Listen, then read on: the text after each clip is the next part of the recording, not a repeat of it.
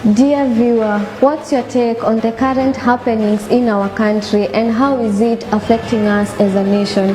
Good morning from wherever you're watching us. Welcome to special edition right here at Kings TV, ready to take you through on what is happening in our country and also outside. But first, here are the headlines.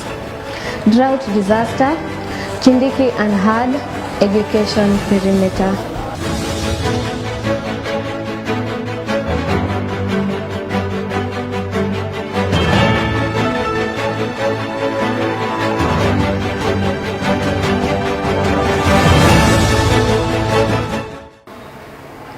Once again, welcome to the broadcast. My sign language interpreter is Kofi Kingston and I am Carol Karimi. The bandits defies Kindiki's order on night curfew in Baringo County. The curfew was issued on 20th February this year, effective from 6 to 10 p.m. The residents say the bandits have stormed fear, hence leading them to having sleepless nights. Harriet, our reporter, has more. I get you very loud and very clear, Karemi, here in Kerio Valley, whereby on 20th February, March 2022, Interior CS Kithure Kindiki declared a dusk to dawn curfew in the 5-pronged banditry areas in the north.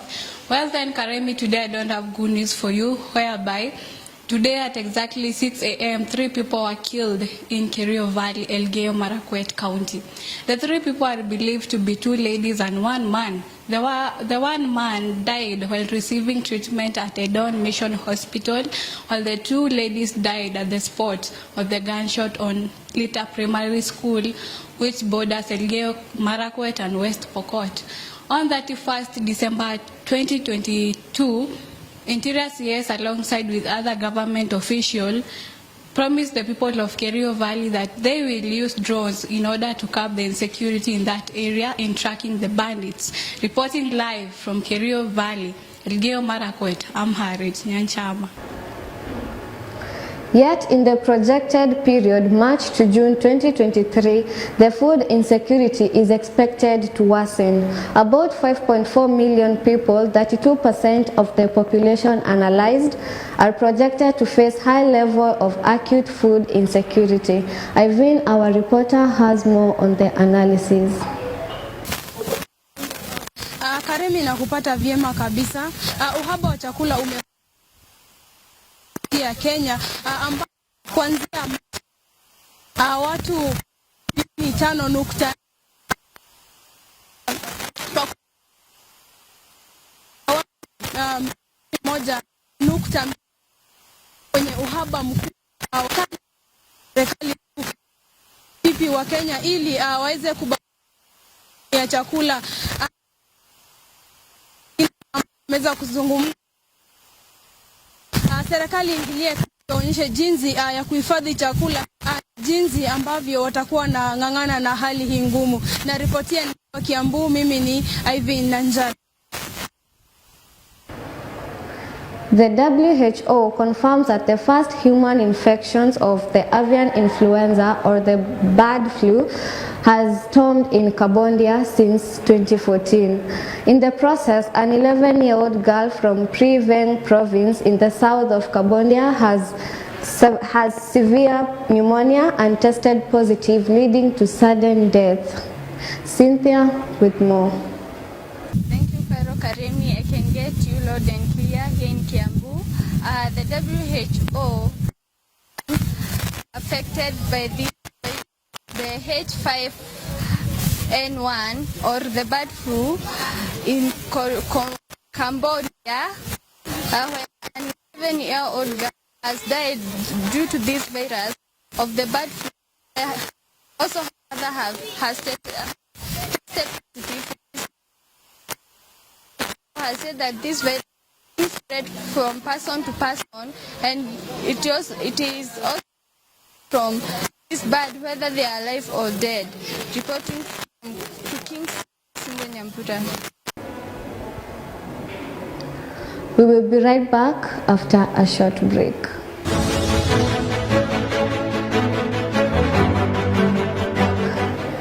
In Turkana County, the number of people affected by drought increases day by day, leading to death of livestock and also people in the process. High rate of people being affected by drought include young children aged between 59 months and also expectant mothers due to lack of nutrition. Beyonce Wangoi has more reports. Yes, Karemi, I get you very well, loud and clear here in Turkana County. Estimated 55 million people globally are affected by this prolonged drought season. In Kenya, mostly the northern regions are the regions that are highly affected by this drought. The residents of Turkana are facing high food insecurity where they are relying on the government of Kenya to help them. On my research, I visited one of the Turkana residents, Turkana homestead, Muhammad Ali, where I met him preparing one meal where he said he only takes that one meal per day, which was boiled maize.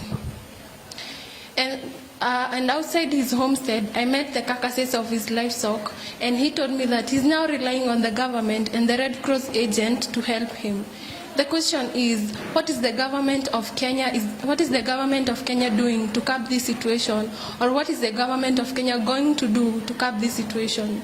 Reporting from Turkana County, Kings TV, my name is Beyonce Wangoi. In county news, in Murang'a County, pastors have asked the president to revisit the LGBTQ issue. Also, still in Murang'a County, the MP calls the residents to join her in the fight of illicit brew. And finally, in Kirinyaga County, residents spent time at Quiver for food donations from well-wishers.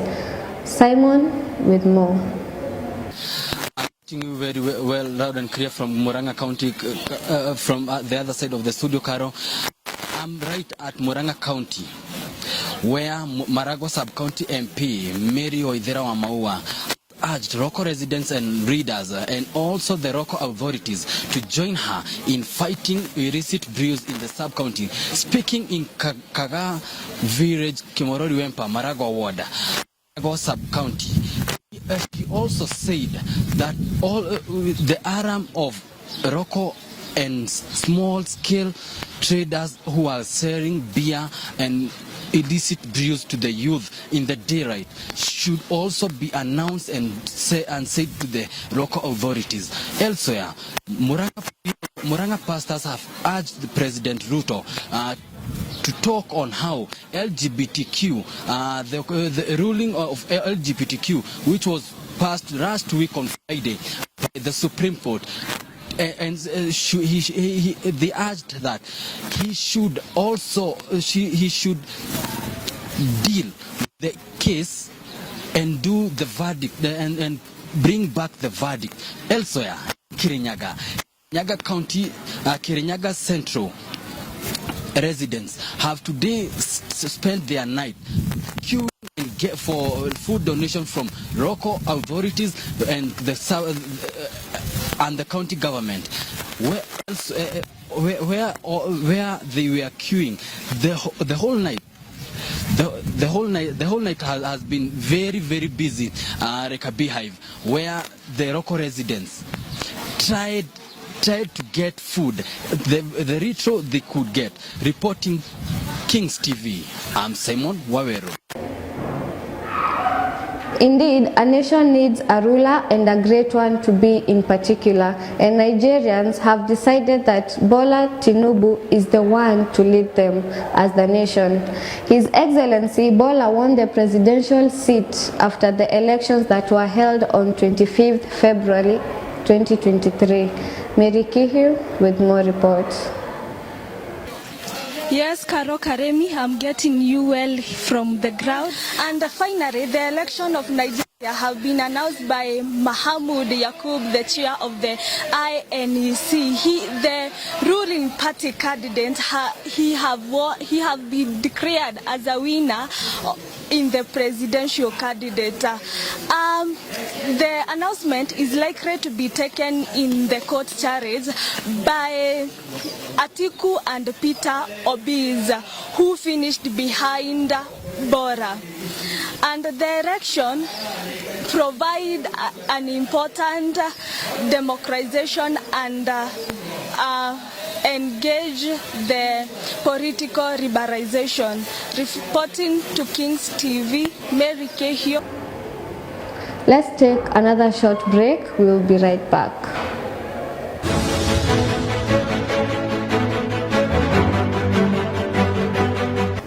On our agricultural and business sector, our reporter Dominic has more on the China Square panic on coffee farmers and also currency board, and also on the currency board. Take a look.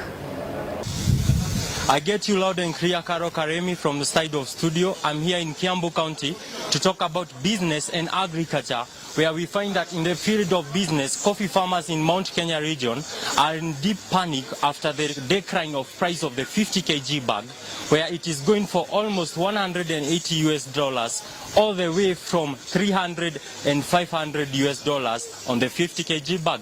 Looking on the area, Rigathi Gachagua, the Deputy President, has gone to that area to assure farmers that he will ensure that he has moved all the cartels from that area and make sure that farmers get their share in the coffee farm. Looking at the currency, the Kenya shillings is continuing to depreciate its value, where we find the 1 Kenya shillings is at 0.0078 US cents. And looking at 100 Kenya shillings is equivalent to 0.78 US cents. Okay, for you to acquire $1 US, you must have 127.4 Kenya shillings. Looking at another area, we are finding that the China Square in Nairobi, after a demonstration that was done by Nairobi workers, the China Square will remain closed until further notice. Reporting from Kiambu, Kings TV, I am Uya Dominic. In education perimeter, financial woes forced Egerton University to discontinue 8 programs. Mary Madenga at Egerton University has more. Karemi, receiving you well from the studio down here at Egerton University, Nakuru County. This is where we found out that Egerton University has discontinued 8 degrees program. This is due to financial state that is happening here at Egerton University. The Vice Chancellor, Professor Isaac, complains that the students are not very good in joining the institution and that the institution is struggling to pay a 9 billion debt. In addition, he sees a very high risk of lecturers losing their job. This is because the institution won't make it to fund their salaries and also other things that are needed in the department. He also urged the lecturers to remain constant and continue recruiting the student until the institution is well up to continue funding for their needs. Reporting from Egerton University, Nakuru County, I'm Mary Madenga. We will be right back with Sports Arena.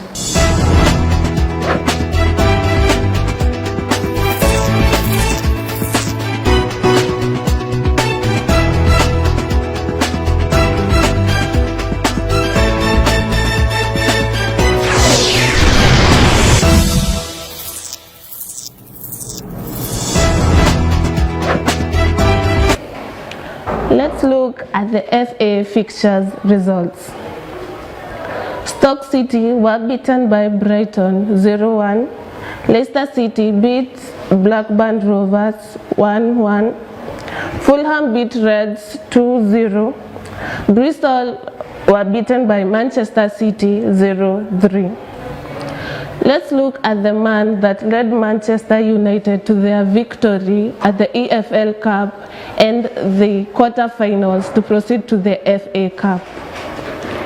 Erik ten Hag is a Dutch professional football coach and former player who is currently the manager of the Premier League. Born 2nd February 1970, he played as central defender and began his career with Eredivisie Club 20. He joined De Graafschap in 1990 and won the Eredivisie in his first season. He began his coaching career in 2012, being appointed as manager of Go Ahead Eagles, where he led his club to promotion to the Eredivisie in his debut season.